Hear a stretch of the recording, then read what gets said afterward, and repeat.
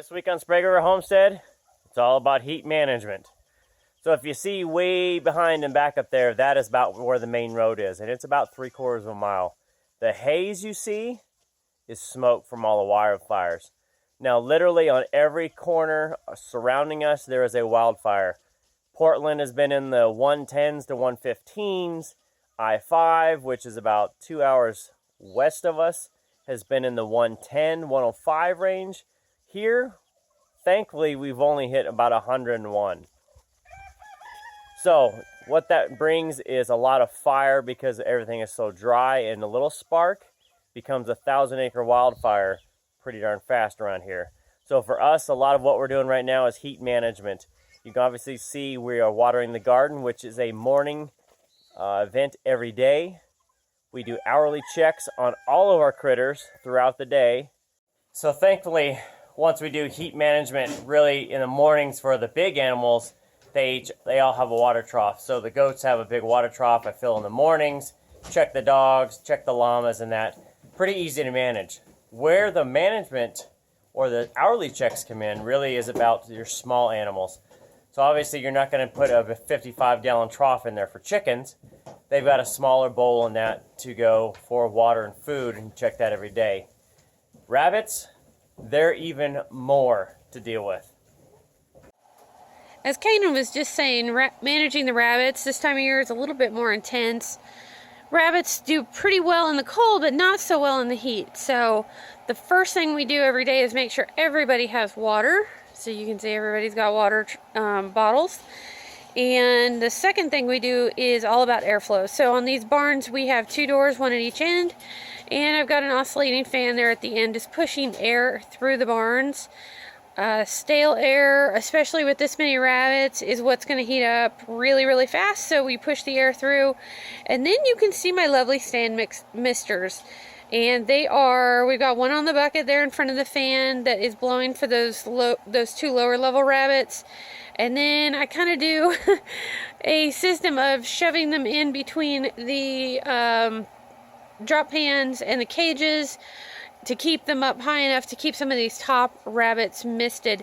Now what this does is it cools the air temperature. If you kind of notice, it's not blowing directly on any rabbits, the exception being these guys right here. They do get a little bit wet. Other than that, it drops the air temperature. So what happens is, because the air is cooler at the front of the cages, you've got there's Handyman and Tasha kind of sitting towards the front of their cages. There's also Sachi in the third one. And if you can kind of see, you really can't, but behind that blue bottle is a big blue American buck. So they like to kind of hang out at the front. That's where the better airflow is.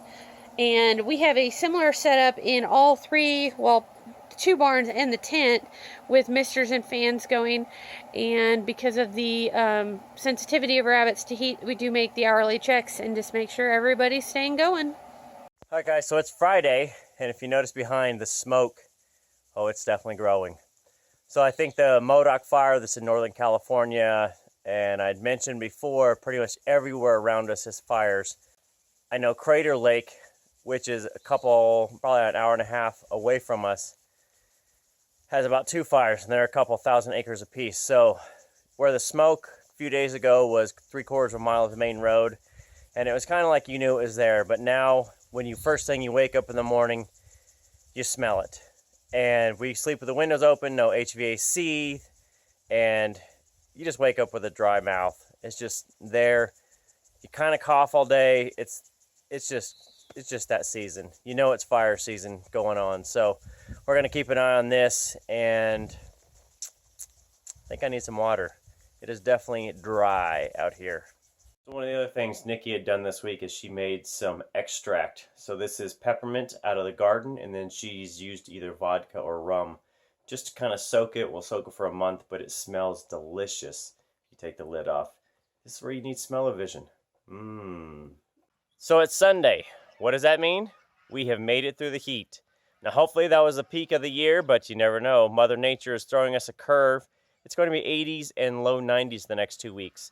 If you can see behind the haze up in the trees, yeah, the smoke is still there. Pretty thick this morning, actually. You can really kind of smell it. The beauty of it is, because we've watered so much over the last few days, all the tomatoes and everything else in the greenhouse, in the dome, geodesic dome greenhouse, are starting to get really bushy and start putting out a lot of veggies for us. So we're going to do pretty well on tomatoes, I think, this year. Keeping my fingers crossed. Eggplant, we're about at enough for a meal.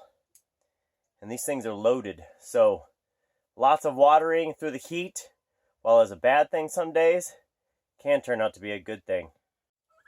So speaking of bad things that can turn good, if you remember last week, I said we were overrun with turkeys, and this pen was elbows to behinds, let's call it that.